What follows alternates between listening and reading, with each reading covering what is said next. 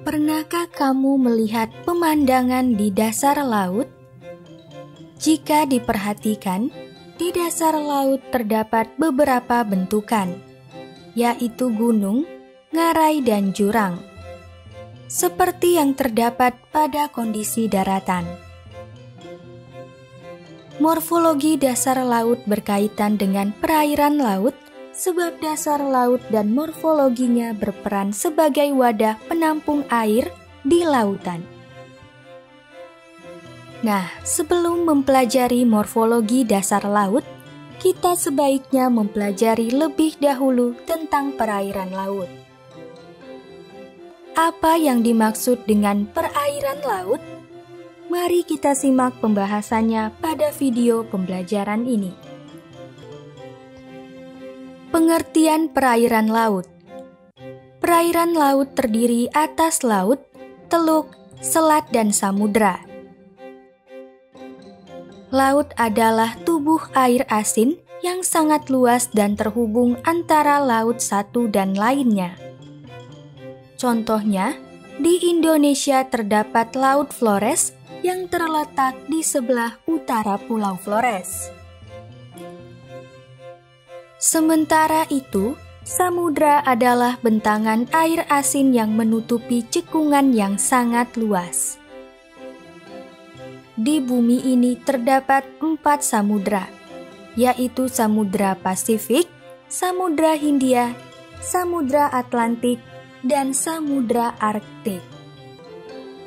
Teluk merupakan tubuh perairan yang menjorok ke daratan dan dibatasi oleh daratan pada ketiga sisinya.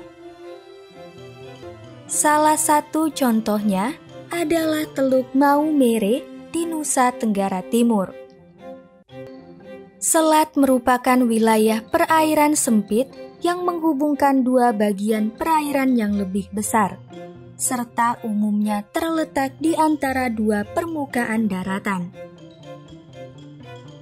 Salah satu contoh dari selat adalah Selat Malaka yang terletak di antara Pulau Sumatera dan Semenanjung Malaysia. Perairan laut menutupi 70% permukaan bumi, sehingga apabila dilihat dari luar angkasa, bumi didominasi oleh warna biru. Klasifikasi laut. Laut dapat diidentifikasi ke dalam 3 klasifikasi, yaitu berdasarkan kedalamannya, berdasarkan cara terjadinya, dan berdasarkan letaknya terhadap benua. Secara terperinci, klasifikasi laut adalah sebagai berikut. Pertama, laut berdasarkan kedalamannya. Berdasarkan kedalamannya, laut dapat dibedakan menjadi 4 zona, yaitu zona litoral, zona neritik, zona batial, dan zona abisal. Secara terperinci, tiap-tiap karakteristik zona tersebut adalah sebagai berikut. Zona litoral. Zona litoral disebut juga dengan zona intertidal atau pasang laut sebab zona ini berada di antara garis air pasang dan air surut. Karena berada di antara garis air pasang dan air surut, zona litoral terjadi di wilayah pantai. Pantai adalah bagian permukaan bumi yang terletak pada muka air laut dengan rata-rata tertinggi dan terendah.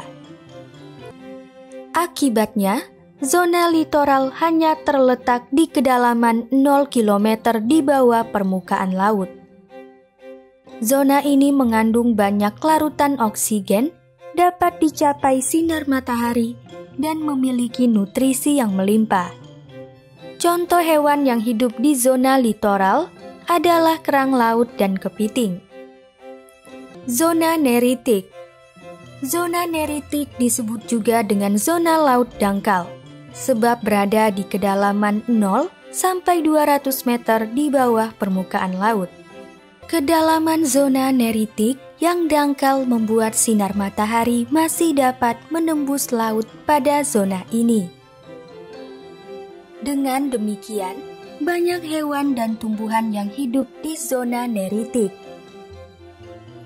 Banyaknya sinar matahari menyebabkan meningkatnya jumlah fitoplankton dengan pesat dan banyak dijumpai pada zona ini.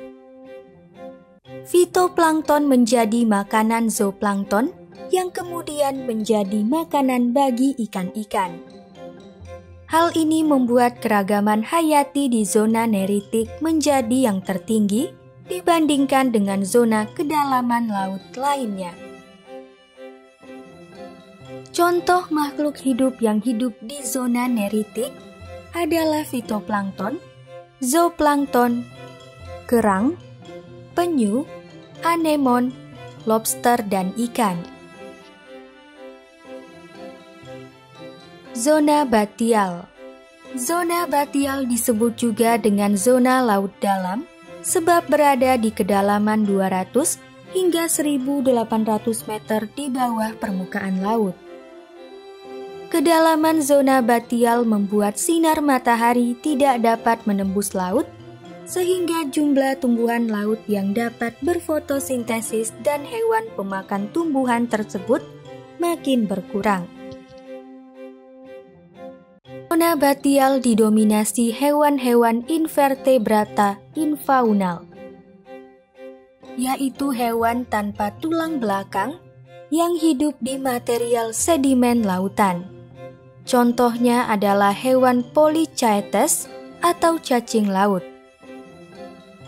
nematoda atau cacing gilik, foraminifera, krustasea, dan moluska bivalvia atau moluska bercangkang keping 2. Selain itu, zona batial juga dihuni oleh Echinodermata, spons, Coelenterata, gastropoda, dan paus besar. Zona apsial. Zona apsial disebut juga dengan zona laut sangat dalam, sebab berada di kedalaman lebih dari 1.800 meter di bawah permukaan laut. Zona abisal tidak mendapat sinar matahari sebab letaknya yang sangat dalam. Artinya, kondisi zona abisal selalu gelap dan suhunya dingin.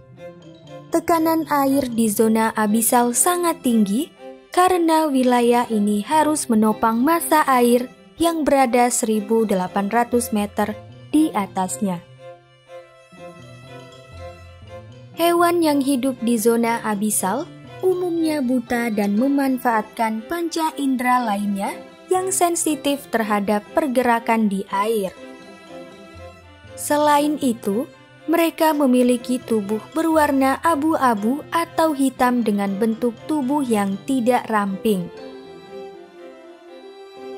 Seiring dengan meningkatnya kedalaman laut, jumlah hewan karnivor dan pemakan bangkai di zona abisal makin berkurang dan digantikan dengan hewan yang memakan material tersuspensi di lumpur dasar laut. Hewan yang hidup di zona abisal mampu beradaptasi dengan memproduksi cahaya, sehingga dapat menangkap mangsa. Seperti yang dilakukan oleh anglerfish, bagian tubuh anglerfish yang dapat mengeluarkan cahaya adalah ujung dahinya, yang berbentuk seperti joran pancing. Pada bagian ini, terdapat sekumpulan bakteri bioluminescence yang mampu menghasilkan cahaya berwarna biru. Selanjutnya, terdapat ikan lain yang beradaptasi dengan memiliki rahang bawah yang menonjol untuk menyaring pasir demi mendapatkan mangsanya, seperti ikan bristlemouth. Kedua, laut berdasarkan proses terbentuknya. Berdasarkan proses terbentuknya, laut dapat dibedakan menjadi 3 macam. yaitu laut transgresi, laut regresi, dan laut ingresi. Secara terperinci, klasifikasi laut berdasarkan cara terjadinya adalah sebagai berikut. Laut transgresi. Laut transgresi adalah laut yang pembentuknya diakibatkan oleh kenaikan tinggi air laut secara global yang menyebabkan land sinking. Land sinking adalah peristiwa tenggelamnya daratan akibat kenaikan ketinggian air laut. Daratan yang terendam air laut mengakibatkan perubahan wilayah menjadi lautan. Peristiwa yang menyebabkan kenaikan tinggi air laut secara global ini adalah pencairan es di kutub pada akhir zaman glasial, yaitu sekitar 10.000 tahun yang lalu. Contoh laut transgresi adalah Laut Jawa dan Laut Arafura. Oleh karena itu, laut regresi disebut juga dengan laut yang menyempit. Selain karena pengangkatan, penyempitan lautan juga dapat diakibatkan oleh sedimentasi material-material yang lama-kelamaan akan memperluas daratan. Contoh fenomena laut regresi adalah Pulau Sumatera, Jawa, dan Kalimantan yang dahulu terendam air laut dan merupakan bagian dari dangkalan Sunda. Selain itu, Pulau Papua dahulu terendam air laut dan merupakan bagian dari dangkalan Sahul. Laut ingresi. Laut ingresi adalah laut yang pembentukannya diakibatkan oleh adanya gerakan penurunan dasar laut akibat gerakan tektonik, seperti patahan yang terjadi di dasar laut. Ketika terjadi patahan di dasar laut, sebagian air laut mundur dari garis pantai untuk mengisi dasar laut yang lebih rendah. Patahan dasar laut dapat menyebabkan penurunan dasar laut sehingga lautan menjadi lebih dalam. Akibatnya, laut ingresi membentuk laut yang dalam atau lebih dari 200 meter. Contoh fenomena laut ingresi adalah Laut Banda yang memiliki kedalaman 7.400 meter dan Laut Flores yang memiliki kedalaman 5.590 meter. Ketiga, laut berdasarkan letaknya terhadap benua. Berdasarkan letaknya terhadap benua, laut dapat dibedakan menjadi 3 macam, yaitu laut tepi, laut pertengahan, dan laut pedalaman. Secara terperinci, klasifikasi laut berdasarkan letaknya terhadap benua adalah sebagai berikut. Laut tepi. Laut tepi merupakan laut yang terletak di tepi benua dan terhalangi oleh gugusan pulau, sehingga seolah-olah terpisah lautan luas. Contoh laut tepi adalah Laut Cina Selatan yang terletak di tepi benua Asia, serta dihalangi oleh gugusan kepulauan Indonesia dan Filipina. Akibatnya, Laut Cina Selatan tampak tidak menyatu dengan lautan luas yang ada di sekitarnya. Laut Pertengahan. Laut Pertengahan merupakan laut yang terletak di antara 2 benua.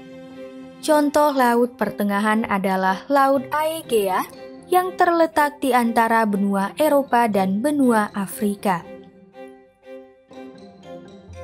Laut Pedalaman. Laut pedalaman sebenarnya adalah danau air asin yang sangat luas, sehingga menyerupai laut. Laut pedalaman terletak di tengah benua yang jauh dari lautan dan hanya dikelilingi oleh daratan. Contoh laut pedalaman adalah Laut Kaspia yang terletak di benua Asia. Morfologi dasar laut. Banyak orang mengira bahwa dasar laut adalah permukaan yang benar-benar datar. Namun, faktanya, gunung tertinggi dan ngarai terdalam ditemukan di dasar laut yang jauh lebih tinggi dan lebih dalam daripada bentang alam manapun yang ditemukan di daratan. Gaya tektonik yang sama yang menciptakan fitur geografis seperti gunung berapi dan pegunungan di darat, menciptakan fitur serupa di dasar lautan. Morfologi dasar laut adalah bentuk yang terdapat di dasar laut. Bentukan ini berupa relief yang terdiri atas paparan benua, lereng benua, dasar samudra, ngarai bawah laut, palung laut, gunung laut, dan pematang tengah samudra. Paparan benua atau continental shelf. Paparan benua adalah bagian dari benua yang tergenang oleh air laut karena memiliki kedalaman kurang dari 200 meter. Contoh paparan benua adalah dangkalan Sunda di tepi benua Asia dengan kedalaman rata-rata 40–45 meter. Lereng benua atau continental slope. Lereng benua yang disebut juga dengan kaki benua merupakan batas dari paparan benua dan dasar samudra. Lereng benua memiliki kemiringan sekitar 5 derajat. Lereng benua memiliki kedalaman 200–1.800 meter di bawah permukaan laut. Contoh lereng benua adalah di Selat Makassar. Dasar samudra. Dasar samudra merupakan morfologi berbentuk dataran dengan kedalaman mencapai 1.800 meter di bawah permukaan air laut. Dasar samudra merupakan 59% dari morfologi dasar laut. Contoh dasar samudra terdapat di Selat Makassar. Ngarai bawah laut atau submarine canyon. Ngarai bawah laut merupakan cekungan curam atau lembah sempit. Ngarai bawah laut atau submarine canyon. Ngarai bawah laut merupakan cekungan curam atau lembah sempit dengan sisi curam yang membelah lereng benua dan permukaan samudra. Contohnya adalah ngarai Laut Perth di Australia dengan kedalaman mencapai 4.500 meter di bawah permukaan air laut. Palung laut atau trench. Palung laut merupakan cekungan curam sempit dan terjal di bawah permukaan laut. Palung laut memiliki kedalaman lebih dari 5.000 meter. Contoh palung laut adalah Palung Mariana di barat laut Samudra Pasifik dengan kedalaman 11.034 meter di bawah permukaan air laut. Gunung laut atau sea mountain. Gunung laut merupakan gunung yang dasarnya berada di dasar laut. Terdapat gunung laut yang puncaknya menjulang hingga ke atas permukaan air laut, tetapi ada pula yang tidak mencapai permukaan air laut. Contoh gunung laut adalah Gunung Banua Wuhu di Kepulauan Sangihe, Sulawesi Utara. Pematang tengah samudra atau Mid-Oceanic Ridge. Pematang tengah samudra adalah jalur memanjang di dasar laut yang merupakan tempat keluarnya magma dari lapisan astenosfer. Akibat keluarnya magma yang membentuk jalur, terbentuklah barisan pegunungan yang sesuai dengan jalur keluarnya magma. Hal inilah yang menyebabkan morfologi dasar laut ini disebut sebagai pematang yang menjadi pembatas antara dua lautan. Contohnya adalah pematang tengah Samudra Atlantik. Gerakan air laut. Air laut tidak diam, tetapi selalu mengalami pergerakan akibat faktor yang berbeda-beda. 3 faktor yang memengaruhi pergerakan air laut adalah gerakan pasang surut, gerakan gelombang laut, dan gerakan arus laut. Berikut adalah penjelasannya. Gerakan pasang surut. Gerakan pasang surut adalah gerakan naik turunnya air laut secara teratur dan berulang-ulang karena pengaruh gaya gravitasi atau gaya tarik-menarik antara bumi, bulan, dan matahari. Pasang naik tertinggi disebut dengan pasang purnama, yang terjadi ketika matahari, bumi, dan bulan berada pada satu garis lurus atau sejajar. Sebaliknya, pasang naik terendah disebut dengan pasang perbani. Peristiwa pasang perbani terjadi ketika matahari, bumi, dan bulan berada pada posisi yang saling tegak lurus. Gelombang laut. Gelombang laut adalah pergerakan air laut yang tidak menyebabkan perpindahan massa air. Gelombang laut dapat dipengaruhi oleh beberapa faktor, yaitu kecepatan angin, lamanya angin bertiup, luas wilayah yang terkena angin, perbedaan kerapatan air laut dan udara, serta kedalaman laut. Ketika angin bertiup makin cepat, gelombang yang terbentuk akan makin besar. Selanjutnya, makin lama angin bertiup, gelombang yang terbentuk makin besar. Luas wilayah yang terkena angin ini akan berpengaruh pada luas tidaknya gelombang yang terbentuk. Jika wilayah yang terkena angin makin luas, panjang gelombang akan makin besar. Selanjutnya, tingginya kerapatan air laut dan udara akan meningkatkan besarnya gelombang. Kedalaman laut yang berbeda menimbulkan adanya gelombang, yaitu makin besar perbedaan kedalaman laut, makin besar gelombang yang terbentuk. Arus laut. Arus laut adalah pergerakan air laut yang menyebabkan perpindahan massa air.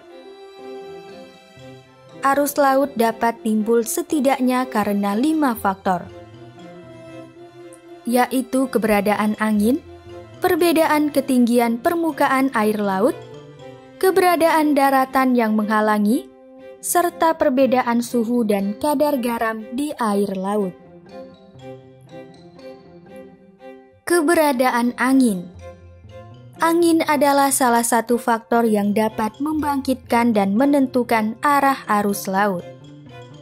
Angin yang berembus di permukaan air laut mampu mendorong air di permukaan laut sehingga menimbulkan arus laut.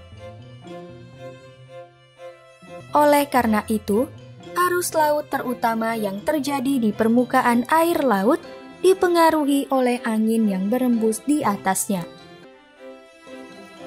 Contohnya, keberadaan angin pasat dari arah timur ke barat yang berembus di atas lautan memengaruhi pergerakan arus laut permukaan dari arah timur ke barat.